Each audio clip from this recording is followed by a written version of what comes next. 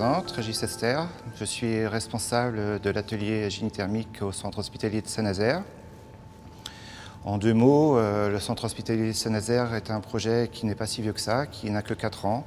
Nous avons, pris les clés du bâtiment en mars 2012. Nous sommes équipés au centre hospitalier d'une chaufferie biomasse de type Weiss, d'une puissance effective de 3 MW. On a eu des débuts un peu balbutiants, mais grâce à des organismes comme Atlan-Bois, on a réussi à se familiariser un peu avec l'approche d'une chaufferie bois. On est tous passés par une formation qui nous a permis d'avoir une première approche avant le démarrage de la chaufferie bois et de nous sensibiliser sur les points importants. C'est-à-dire le problème le plus important et la vigilance qu'on doit avoir, c'est la qualité du bois. Et en fonction de cette qualité du bois, on élimine quasiment la majeure partie des problèmes qu'on peut avoir par la suite au niveau de la combustion, au niveau de la maintenance de la chaudière.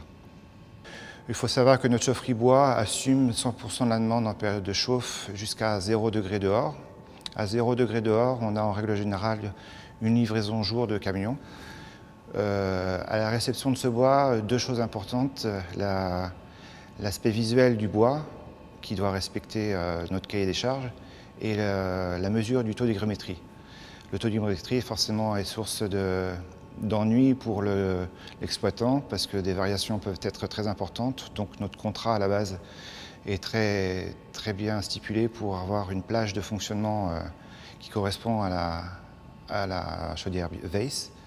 Et on fait tout simplement ça par une pesée de bois dans un four à micro-ondes qui est très rudimentaire mais qui nous représente à quelques pourcents près la valeur exacte du taux d'humidité, qui servira ensuite à préciser le coût de chaque livraison de bois.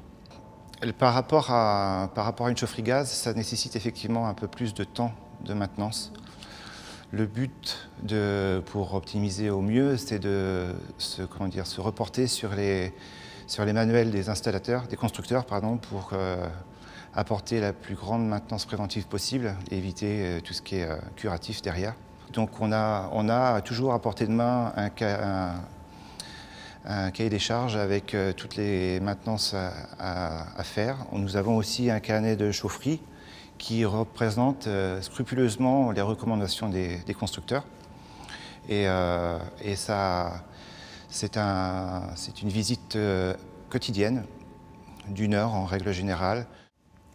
L'objectif d'un hôpital est de faire des économies au maximum sur tout ce qui n'est pas soin et n'est pas de son cœur de métier. Donc on essaye d'économiser au maximum les énergies, d'optimiser au maximum les installations.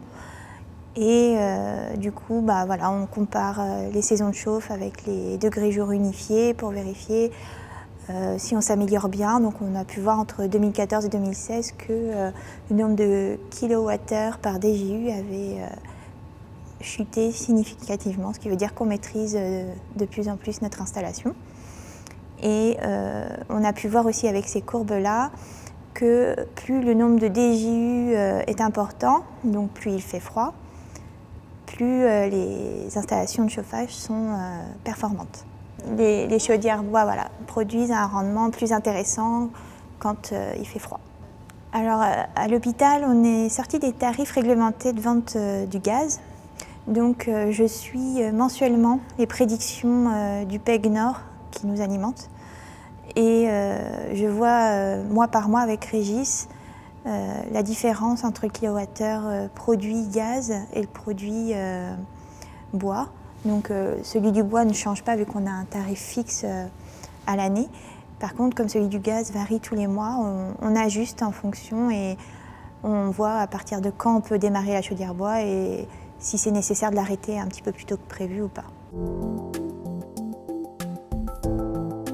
Donc si j'avais une question à poser aux gens dans la salle, ce serait de savoir s'il existe des technologies pour rendre les chaudières bois plus flexibles en fonction de la demande en chauffage, c'est-à-dire qu'en début et en fin de saison de chauffe, on puisse avoir un mode réduit pour conserver des rendements performants.